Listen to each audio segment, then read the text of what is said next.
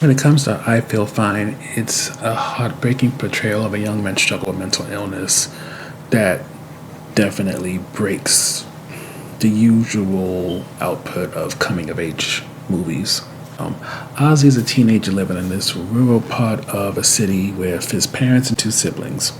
One day, while hanging out with his two best friends, he thinks about jumping off the bridge. It's a random thought, intrusive thought, but it ends up being the first of many. And despite Ozzy seeming like a happy, normal go lucky kid from the outside, as time goes on, it becomes clear that his intrusive thoughts are going to lead to actions, and everyone goes from seeing Ozzy as the light in the room to someone who needs to be checked on not only because what he has gone through, but what he may potentially do to himself.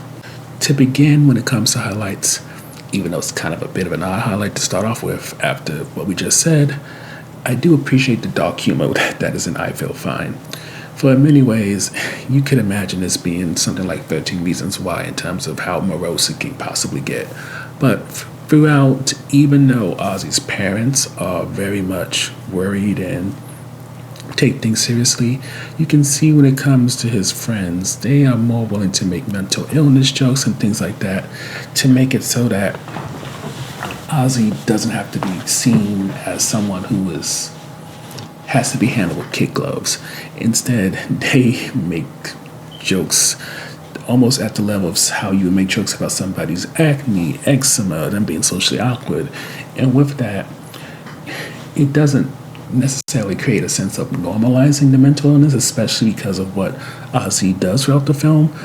But it does give you the sense that even though what's happening to him is life threatening, at the same time, it doesn't mean that his life and the people in his life need to decide to treat him as someone different just because he's struggling and trying to recalibrate.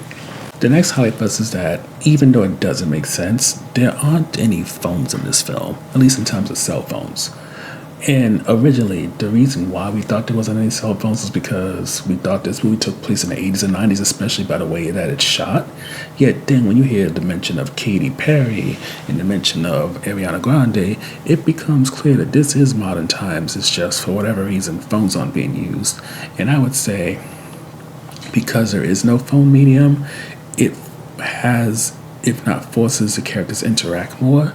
And with that, you are able to get a better sense of who they are. You get better rhythm in their conversations, even awkward moments, and even makes it so when it comes to Ozzy and his relationship with one character whose name is Mia, it gets you invested to the point where as Ozzy takes you on this roller coaster ride, you so badly want to see him get his medicine not collaborated, his medicine calibrated so that he can live, even if it's a life that does sometimes have him struggle, at least he can live a life that has fulfillment to it. And that's the last topic, and that's just the roller coaster ride you go on. Oh my God. When it comes to I Feel Fine, Ozzy and his best friends, between contemplating the play they would do at school and then what's happened with Ozzy, they take you all over loop-de-loops, whatever you want to go through.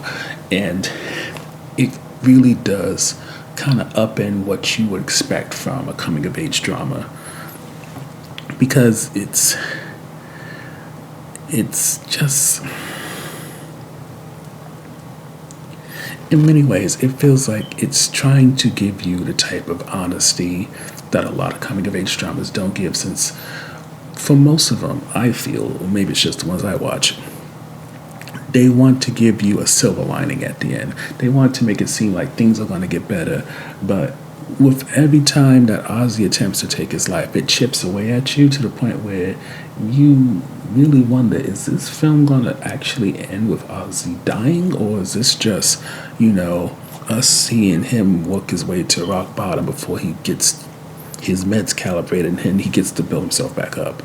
And it's in that worry, it's in that sort of fear that the worst is going to happen, that you get to have it where that suspension of disbelief gets removed, and you are really kind of wondering to yourself, am I being invested in somebody that's going to die on my watch? But overall, when it comes to I Feel Fine, it's definitely something we think is worth seeing. It's just, depending of your mindset, you need to be prepared for a roller coaster that may end with you in tears.